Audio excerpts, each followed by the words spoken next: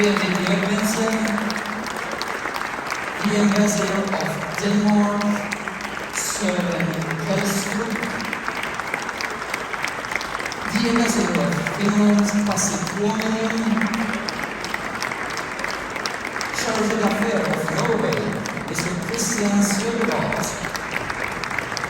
the Ambassador of Latvia, Ilmas Hennings, the Ambassador of Lithuania, Rolands Kačinskas,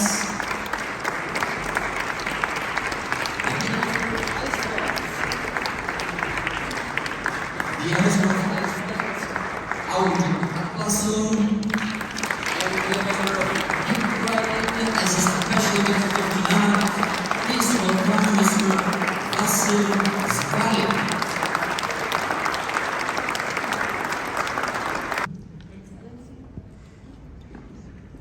Does it work?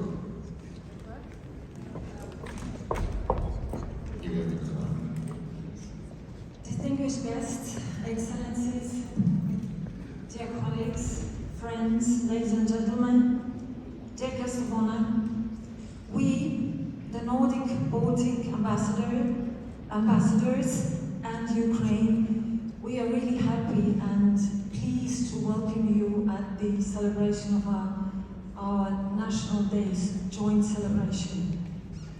And we are also very honored and pleased that the President of Czech Senate, Mr. Miloš Vystrčil, whom we know was a loyal friend of Nordic and Baltic countries and also Ukraine, that he agreed to become our guest of honor tonight.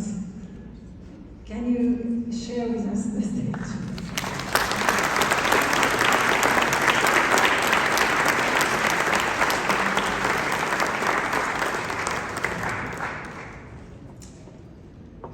Our 8 countries and Ukraine, we have long-standing ties and many, we share many common interests with Czechia. But as a theme of this year's reception, we chose connectivity. Connectivity as connectivity in its literal meaning as roads and railways and bridges, lifeblood uniting nations, but also connectivity in a broader sense, connectivity in a sense of unity. Unity that is so badly needed at present times. So nice to be able to see your faces. We're standing in the sun out there. Good to see you. We are especially excited that our reception this year is taking place in this newly renovated Phantom Hall. It's a beautiful building and it's a bit hidden away. Not many have been here before. This beautiful place, the center of the Prague Railway base station. Railways have always been, for ages, a symbol connecting Europe. Today, more than ever, we need a well-connected and strong Europe. The Nordic-Baltic region is a region of shared values with a strong commitment to democracy, rule of law, and human rights. Today, we feel that these values are under attack. International law should apply everywhere and for everyone alike, be it in Ukraine or the Middle East, in Europe or in America. One way to build connectivity is through trade. International trade has grown more than 6-fold in the last 30 years. We in the North have considered trade to be the main driver of global economic and social development. Unfortunately, today we seem to have entered an era where trade is being used as a weapon. We do not agree with this approach. We have liberal economies offering many exciting opportunities for increased trade, cooperation and investment. We cherish our strong tradition of trade from the times of the Hanseatic League and even earlier from the Viking Ages.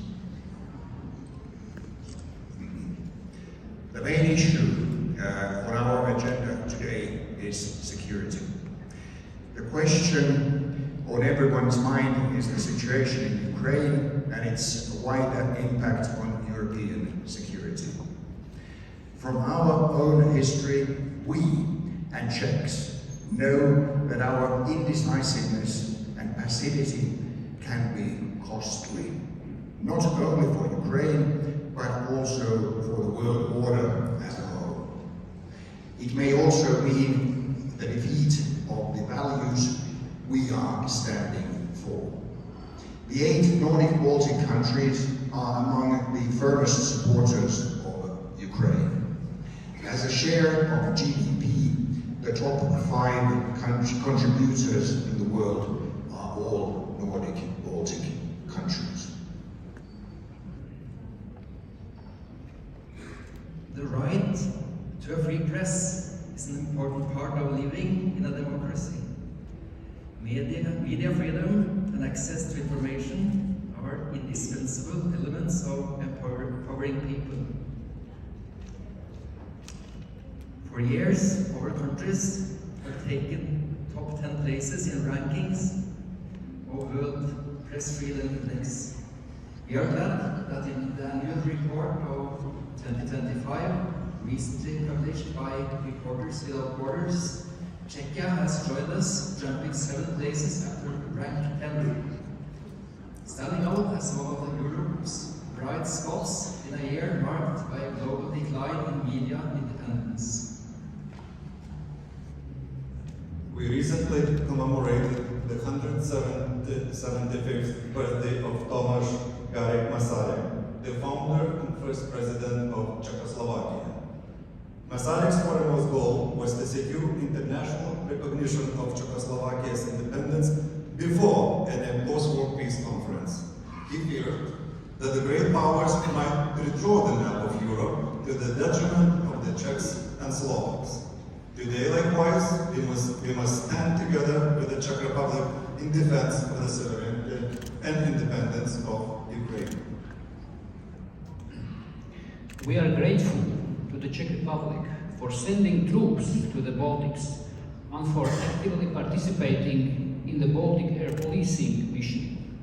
Czech presence in our region underlies the credibility of NATO commitment.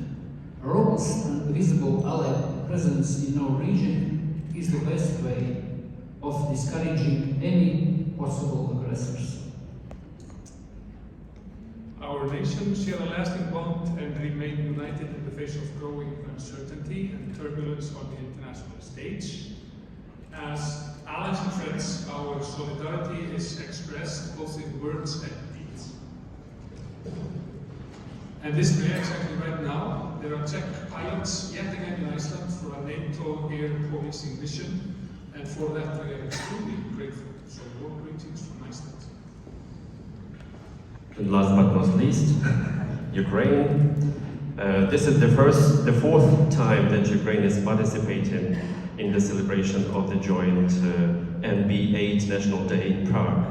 And I want to thank my Nordic Baltic friends for giving us such a privilege, but first and foremost, for their unwavering support and faith in Ukraine.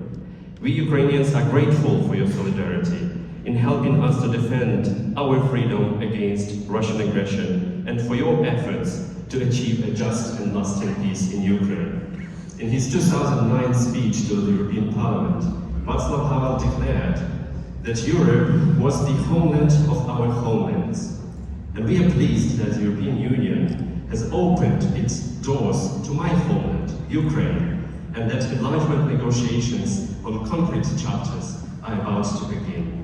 At the same time, we believe that NATO's doors also remain open to Ukraine, and Russia will never take away our right to freely determine our own future.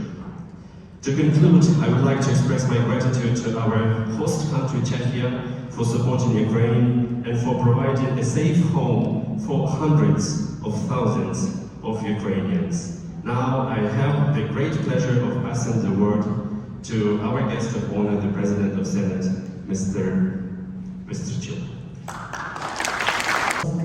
Vážení páni velvyslanci, vážení členové diplomatického sboru, dámy a pánové, já chci především poděkovat za pozvání na toto setkání, velmi si toho vážím. Well, Madam Ambassador, dear ambassadors, dear members of the diplomatic corps, ladies and gentlemen, first and foremost, allow me to express my gratitude to be invited to this meeting. I really appreciate it. Náš slavný předek Jan Hus kdysi prý napsal: stůjte v poznané pravdě, která vítězí nade vším a sílu máš na věky. Well, one of our noted predecessors, John Huss, once allegedly said, stand in the recognized truth,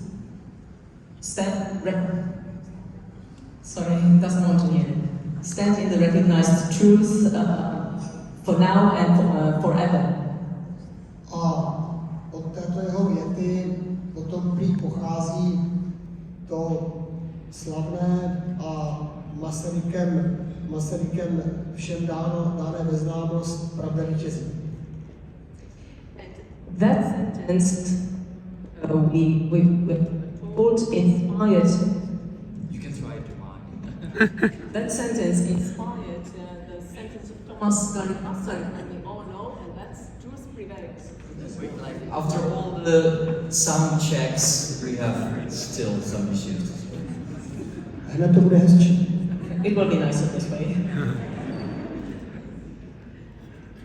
A aby pravda vítězila, tak to nestačí napsat ani na zeď, tady ve Fantově sále, ani na prezidentskou standardu. So for the truth to prevail, it is not enough to have it inscripted here on the wall in Fanta's hall, and it's not enough even to have it on the presidential flag. Aby pravda vítězila, a slyšeli jsme to tady již několikrát, tak musí ti, co jsou ochotni za pravdu bojovat, držet při sobě, být jednotní. For the truth to prevail, and we've heard it a number of times already, those that are united and that still believe that truth will prevail have to stand united. A k tomu je potřeba odvahy a k tomu je potřeba, aby jsme si věřili. And what you need for that is courage and mutual trust. A já chci velmi poděkovat všem zástupcům baltských zemí, všem zástupcům severských zemí za to, že na ně je spolehnutí, že jsou odvážní a že jim můžeme věřit. And I want to say many thanks to all the representatives of the Baltic countries and the Nordic countries for being able to rely on them, for having the courage and for us being able to trust them. A velmi si toho vážím a nepovažuji to za samozřejmost. Že to není samozřejmost, jsme zažili teď před několika dny v Budapešti na setkání předsedů zemí, členských zemí Evropské unie.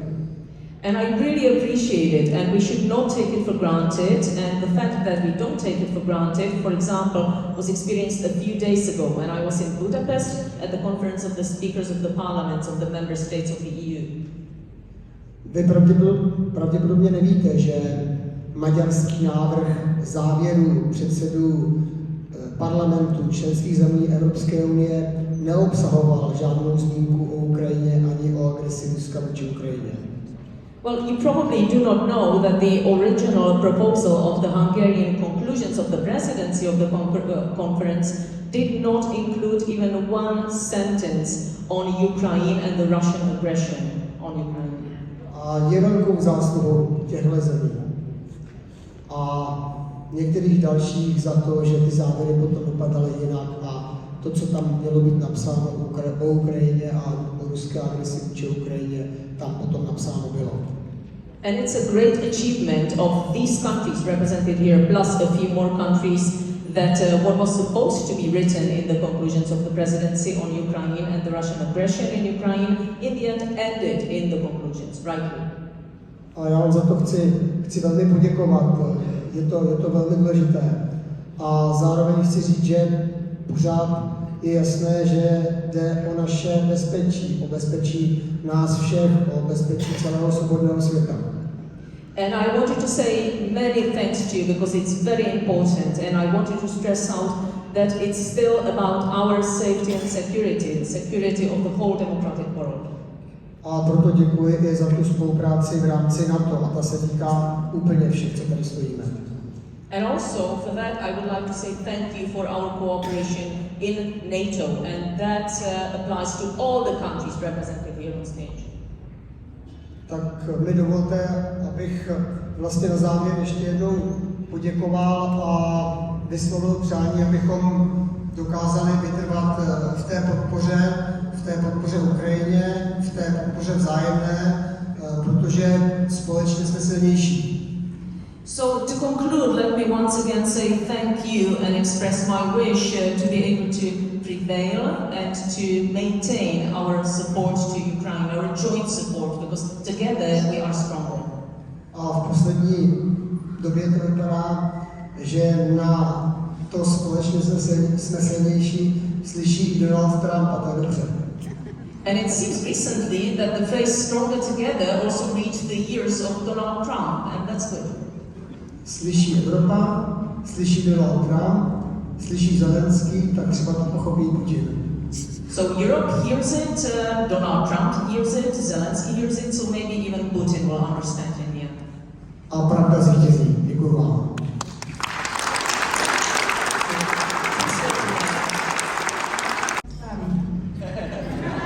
Cheers!